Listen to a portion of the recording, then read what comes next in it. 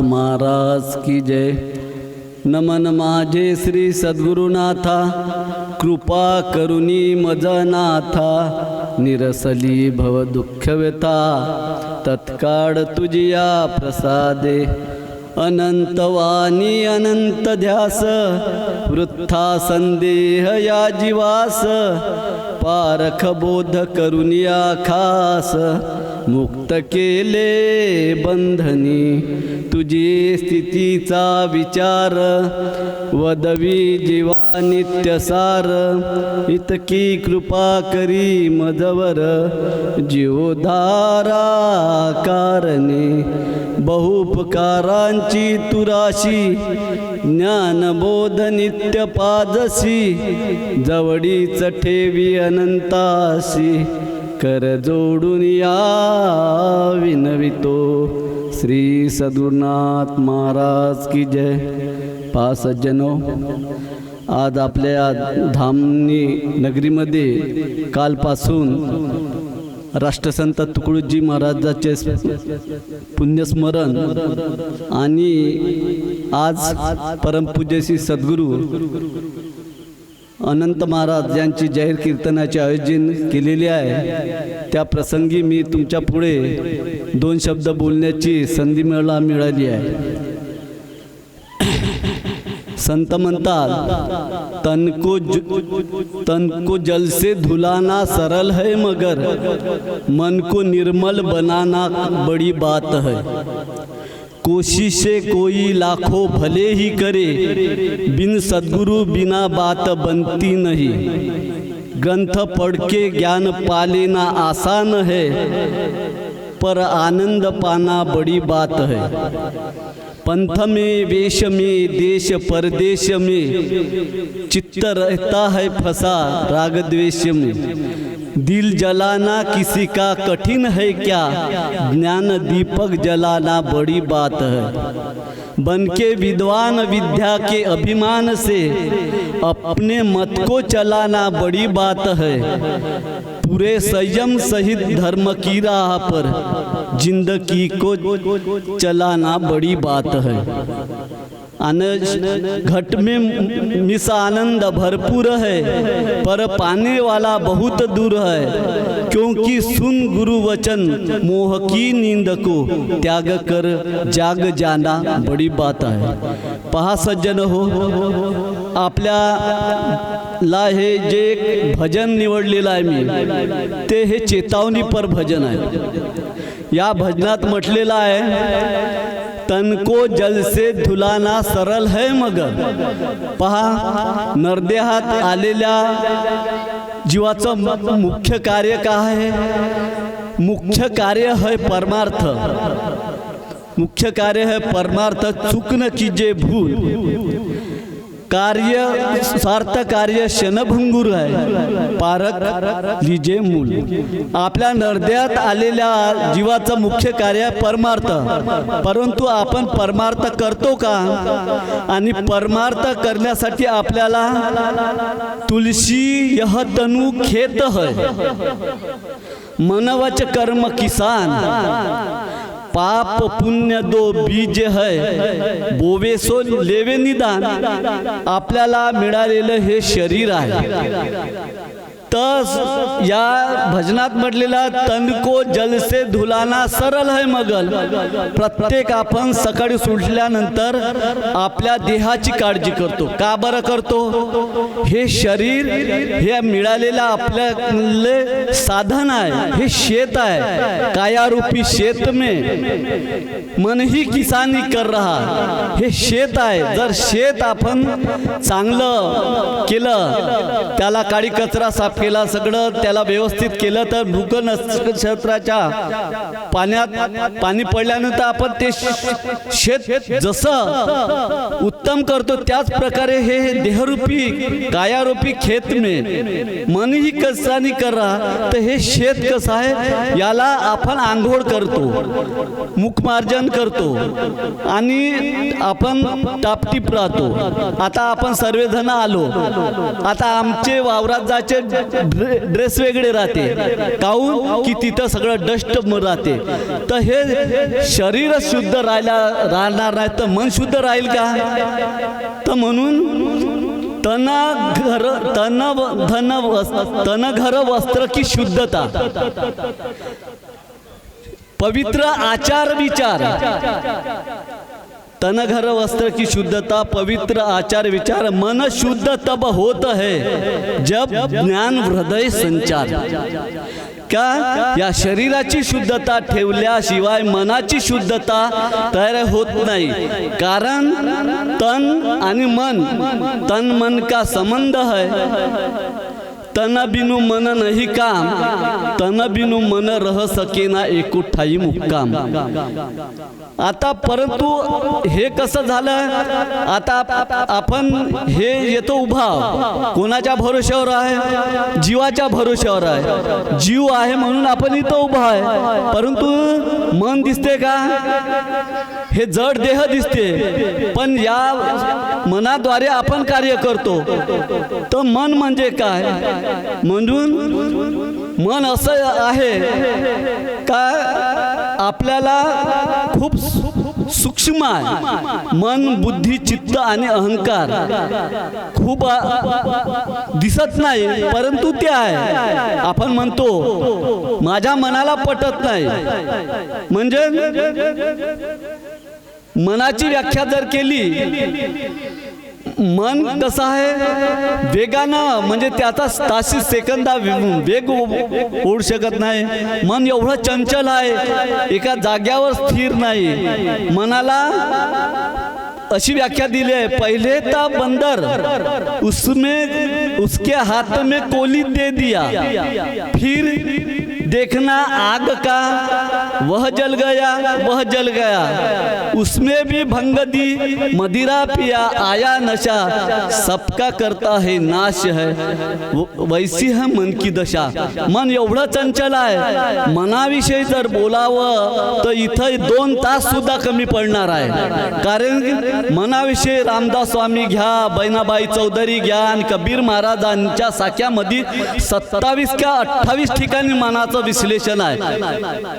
बीजक तुम्ही वाचलेलंच आहे. मनाविषयी अनेक सारख्या आहे, पण मन कसं आहे? विषय स्वादाचे स्वार्थी आहे. मन स्वार्थी आप रस, विषय लहर फहराय, मन के चलाये तन चले, जाके सरबत जाय. तर मन विषय स्वादाचे स्वार्थी असल्यामुळे मन विषयाचं चिंतन करते, आणि मन विषयाचं चिंतन केल्यानंतर मन गेलं तर शरीर जाते. तर म्हणून या मनाला योग्य वळण द्या. म्हणून मन तोरा मन दर्पण कहलाय. मन कसं आरशासारखं निर्मळ करा. भले बुरे सारे कर्मों को देखे और दिखाए, तोरा मन दर्पण कहलाय.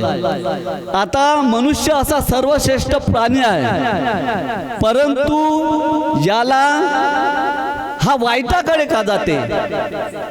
याला आपण म्हणतो ना का किती सांगलं तरी माणसाचं मन त्या जनावरासारखं आहे. बहिणाबाई म्हणतं मन वढाय वढाय जसं पिकातलं ढोर, किती हाकता येते पिकावर.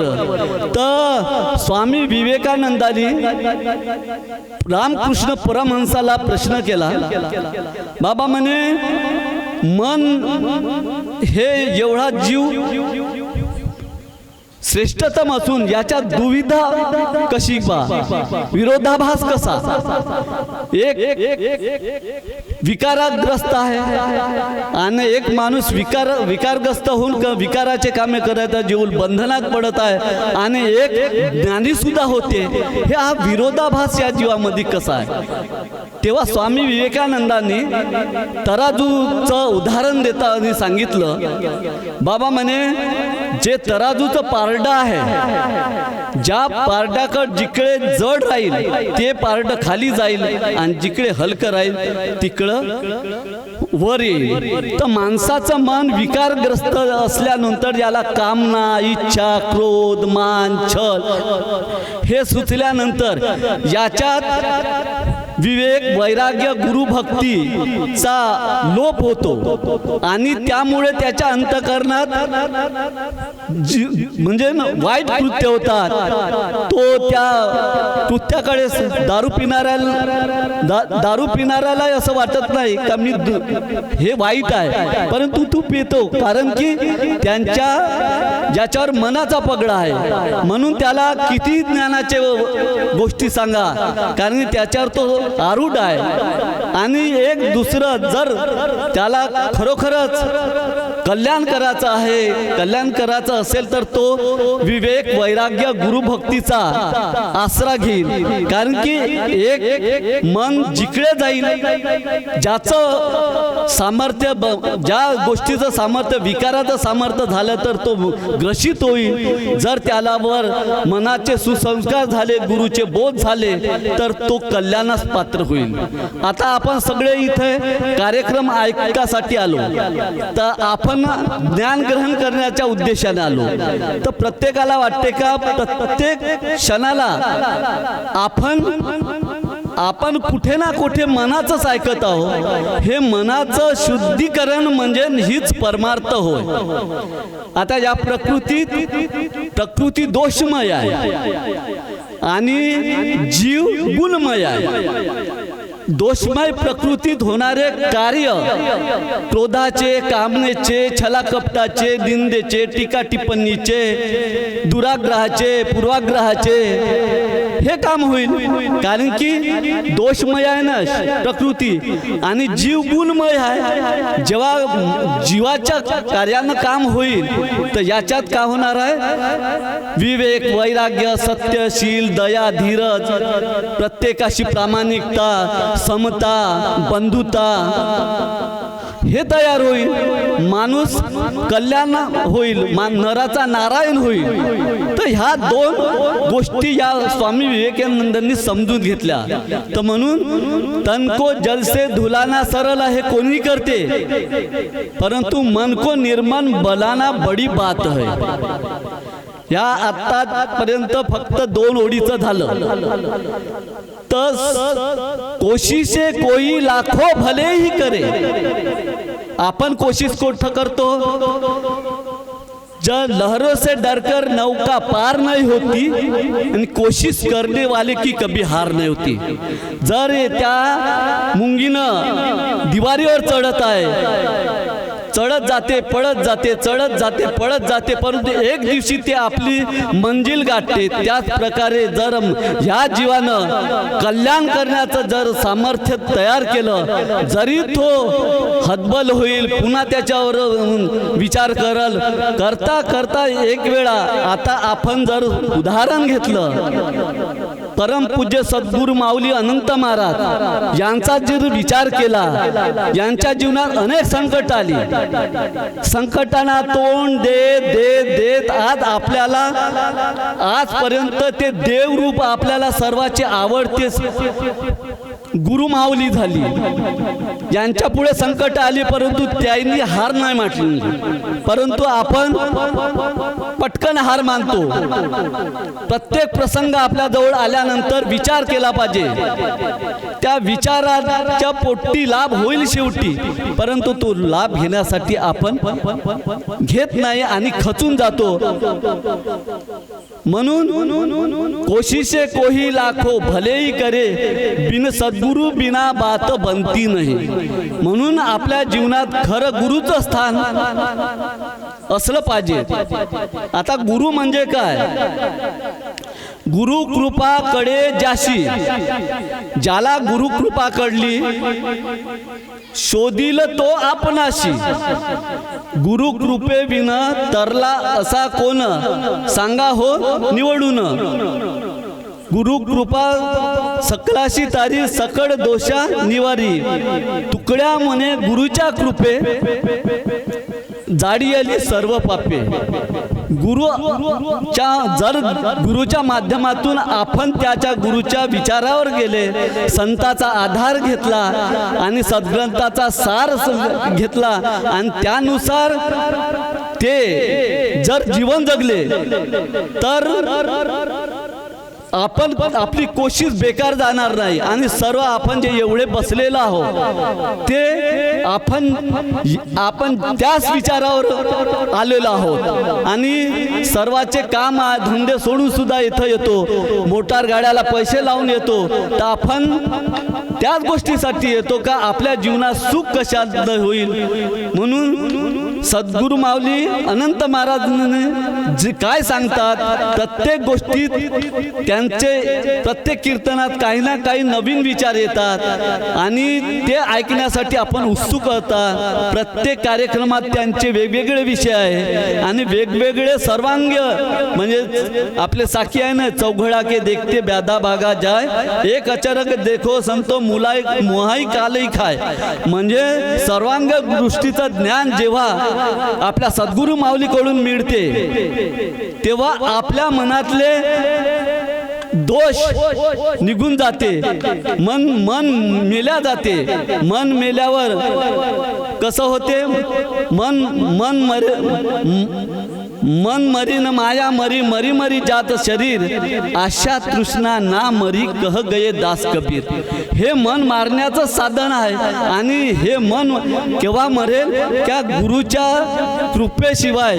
कृपा म्हणजे पाया लागणे आणि त्यांचे वचन अंगीकारणे, ऐकून आत्मसात करणे, त्यानुसार जीवन जगणे म्हणजे गुरुची कृपा होते. म्हणून कोशिशे कोई लाखो भलोई करे, बिन सद्गुरु बिना बात बनती नहीं. ग्रंथ पढ़ के ज्ञान पा लेना आसान है, ज्ञान दीपक जलाना बड़ी बात आहे. 4 पुस्तकं वाचले, ओव्या पाठ केल्या आणि स्टेजवर सांगितलं म्हणून ज्ञानी होत नाही. ज्ञानी रावणही होता, परंतु त्या रावणाने त्या ज्ञानाचा दुरुपयोग केला आणि त्या दुरुपयोगामुळे त्याचा अधपतन झालं.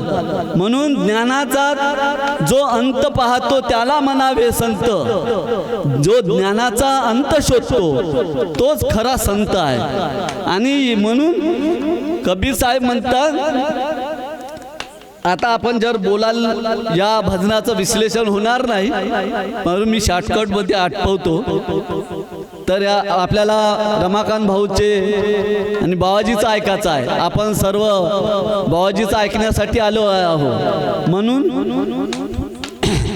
ग्रंथ पढ़ले पाना आसान है, आनंद पाना बड़ी बात है. पण आपण जेवढे ग्रंथ वाचतो त्या ग्रंथातून बोध घेतल्यानंतर आपल्या जीवनात आनंद होत आहे का आपण तृष्णेकडे जात आहोत. तो आनंद प्राप्त इथे सत्संगात आहे. पंथ में वेश में देश परदेश में, चित्तर फसा रहता है राग देश में. देशात जा की विदेश जा, पंथ बदलवा का वेशभूषा बदलवा. पण या पंथात त्या पंथात काय आहे, सर्वच पंथात काही एकसारखे लोक राहत नाही. काही पंथात काही वेगवेगळे लोक राहते, काही पंथात सगळ्याच पंथात एक सारखे लोक राहणार नाही. म्हणून वेशभूषा केली म्हणून तेही काही विद्वान नाही.